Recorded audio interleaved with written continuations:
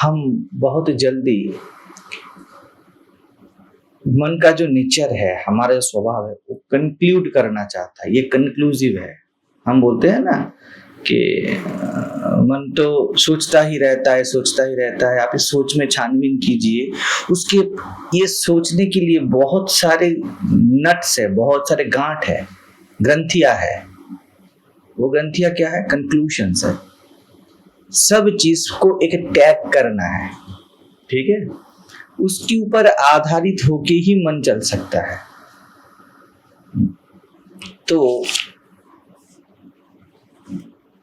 इस दुनिया के जितने सारे टैग्स हैं, ठीक है, उससे ये दुनिया बनी है। मतलब ये निश्चित है, ये टेबल है, निश्चित है ये प्लेट है, निश्चित है ये माइक है। ये सब गांठ ना हो, नाम रूप के गांठ ना हो, तो दुनिया, जिसको हम दुनिया बोलते हैं, जिसको हम मन बोलते हैं, वो टिकता नहीं। इस गांठ से ही इसकी कंटिन्यूटी है। समझ रहे हो द्वैत क्या है? आप सिर्फ लहर बोल दो तो कंटिन्यूटी ना हो। छोटा लहर, बड़ा लहर, ये गांठ है। ऐसा वैसा जो नाम रूप वाला गांठ है, ये ना हो, द्वैत ना हो, तो मन चल नहीं सकता, ठीक है? तो जब इसके कारण पे लहरें अपना सत्ता तब खो देती है जब आप पानी से उसके रिलेशन जानते हो। वो मैटर नहीं करते। आप नदी पे जाते हो, नदी देखते हो, लेकिन वास्तविक तल पे आप लहर देख रहे हो, वास्तविक तल पे आप पानी देख रहे हो, जो भी बोलो आप, ठीक है ना? लेकिन जब आप जान लेते हो मैं पूर्णतः देख रहा हूं एक पानी का बहाव, मैं उसके सामने बैठा हूं, अब लहरें आपके लिए होती हुए भी इररिलेवेंट है ना? वैसे ही मन, हम मन को एड्रेस कर रहे हैं। मन तब तक रिलेवेंट रहता है जब आप मन के गांठों को बहुत ज्यादा महत्व देते हो। ये क्या है, वो क्या है, ये संवेदना कैसी है, वो पति पत्नी का रिलेशन कैसा है, दोस्त के साथ रिलेशन कैसा है, सुख कैसा होता है, दुख कैसा होता है, ये सब गांठें हमारे अंदर बैठे हैं। अगर हम इसके सोर्स को जान ले, पहला जानना क्या है? ये विचार है। सब कुछ विचार मात्र है, ठीक है? ये क्या है? इसका जनरलाइजेशन, ठीक है? कुछ भी विचारों के अलावा है नहीं। ये कौन सा भाग है? आसार भाग है। ये एक फ्लावर भास है, ये कॉन्सेप्ट है, सही? ये कप है, ये कॉन्सेप्ट है, क्योंकि ये उपयोगी है, कॉन्सेप्ट है। तो ये इसका आसार भाग है। इसका सोर्स क्या है? पहली बात है मेरा होनापन। मैं हूं तब जाके ये सब है। ये इसका सार भाग है ना? अब ये असार और सार को अगर फेंक दे, क्योंकि ये दोनों रिलेशंस है, मेरा होनापन, छोटा सा एक यहां पर दिक्कत है। क्या? मेरा होनापन मेरा नहीं है। जिस मैं को मैं बोलता हूं, वो मैं फॉल्स है, क्योंकि मेरा होनापन इसके होनेपन के सापेक्ष में सृजन हुआ है। भूखा कोई है दुनिया में? अगर खाना नहीं है तो खाने के लिए भूखा पैदा हुआ है ना? पानी है तो क्या है? प्यासे के लिए पानी पैदा हुआ है। तो सोर्स क्या है? प्यासा। नहीं तो पानी तृप्ति देती है, ये इररिलेवेंट है। कौन बोला? किसको?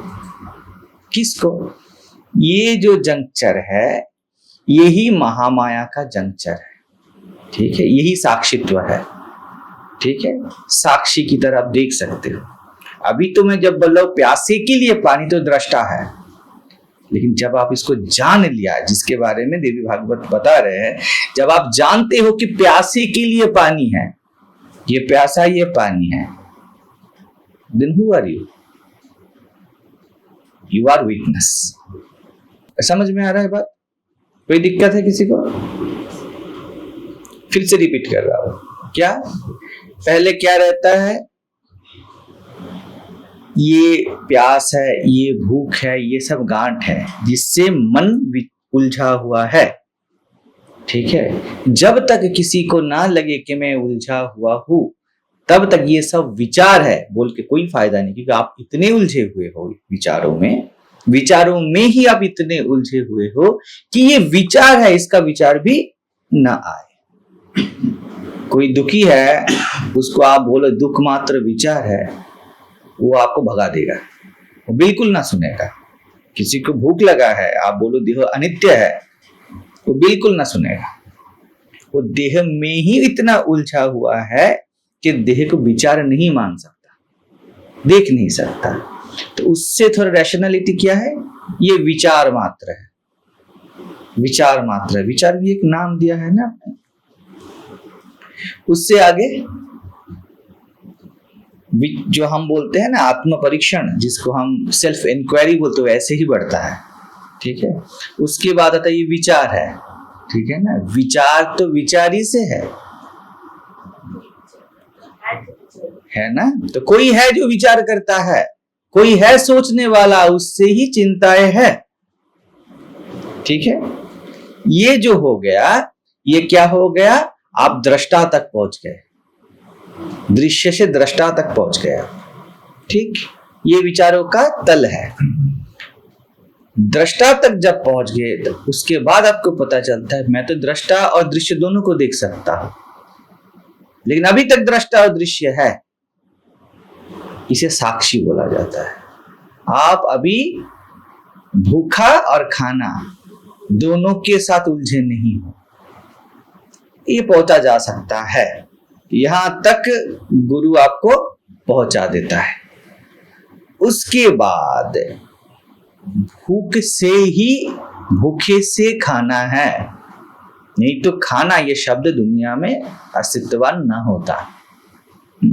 प्यास नाम की चीज पहली है, उसके बाद पानी है, नहीं तो पानी का कोई उपयोगी नामकरण ना होता।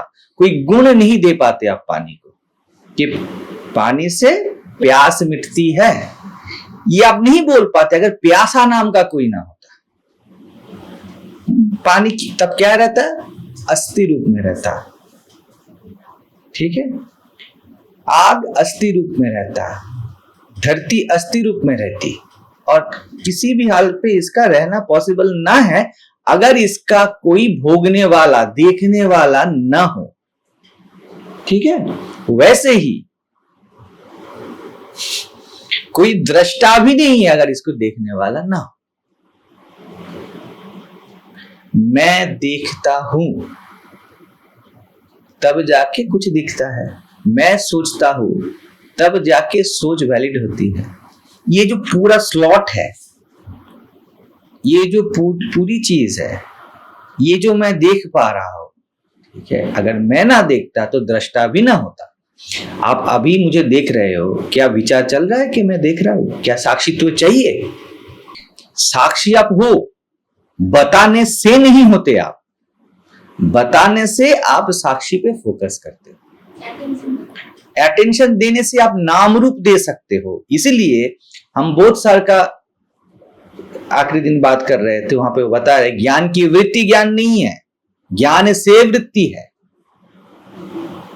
ठीक है, तो हम साक्षी किसको बोलते हैं?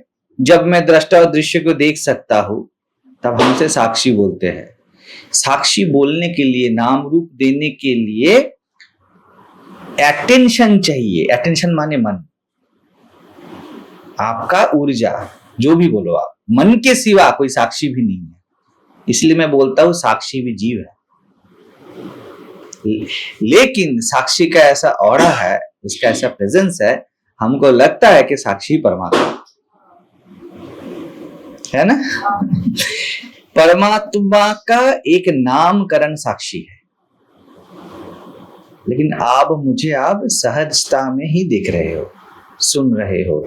ना आपको दृष्टा भाव है, ना दृश्य भाव है, ना साक्षी भाव है, ना जीव भाव है, ना परमात्मा भाव। यही परमात्मा तत्व इतना मौन है कि आप कोई भी भाव लो, इसमें आप कुछ कह नहीं सकते। कुछ बोलना मतलब स्पेसिफिक करना। अगर इसको मैं दर्शन कहती हूँ तो भी? हाँ, दर्शन भी इससे दर्शन घटता है, इसको दर्शन नहीं कर सकते आप।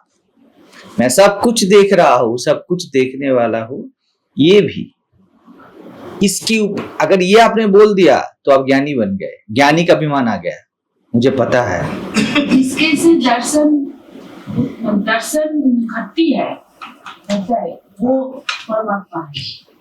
हाँ, ये भी नाम है, ये भी याद रखिए, बिल्कुल सही बात है, लेकिन ये सही के साथ गलत इसका पूंछ की तरह आएगा। ये भी आपने बोला है ना, जो कुछ भी विचारों में, शब्दों में, बस वो मन के आधारित है। इसीलिए ये सब शास्त्र जगदम्बा के अंडर है। समझ रहे हो क्यों इसका इतना गुणगान किया जा रहा है माँ का? मैं साक्षी हूं, मैं परमात्मा बोल दिया ना, आपने स्पेसिफिक किया, माँ बोली आ गए मेरे लाइन पे, आ जाओ। ये बात है, इसीलिए ये भी बोला ना। आप बोलोगी नाम रूपात्मक होगा तो जगदम्बा का एरिया है। आप मन के ही तल पे खेल रहे हो, आपको पता है आपके मन के तल पे खेल रहे हो, ये पता होनापन मां लेके जाएगी, क्योंकि मेरा एरिया है। जहां पर आपका पता होना लापता है और ये आपने बोला भी नहीं है, वहां पर मां नहीं पहुंचती, क्योंकि वहां पर मां ही मात्र है।